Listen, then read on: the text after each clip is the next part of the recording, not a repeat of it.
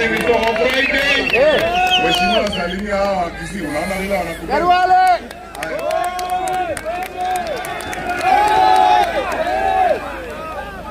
Abandu wa Mindoe. Jina yangu ndio Khalwale. Mimi ni Dr. Bwana Khalwale, rafiki ya ukweli ya Mheshimiwa Fred Matiang'i. Ninakuja hapa kwa hiyo heshima kwa sababu Mheshimiwa Matiang'i alipotangaza kwamba anataka kuwa rais, and because we know each other for many years, tukapanga mkutano wa masaa 4, wanaume wawili kwa room yenye tulifunga. Msiulize tulifanya nini, muulize tulisema nini.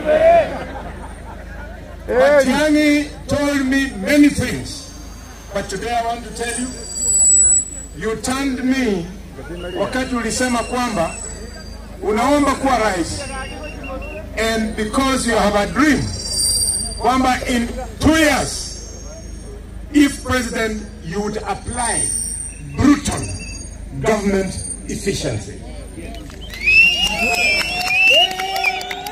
Those are his words.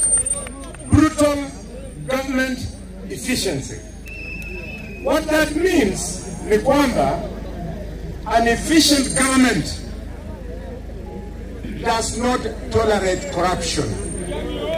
Shida ya Kenya ni corruption. Vile mnaona our president saying anataka inji iende Singapore style, na anazungumza vile atatumia pesa trilioni 5, hajui shida ya kwenda huko sio pesa.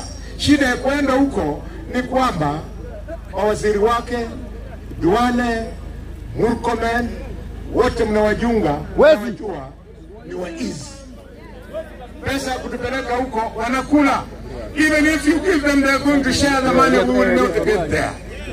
Fred, I want to urge you, ile wakisi wako na wewe, shikana na George Natembeya.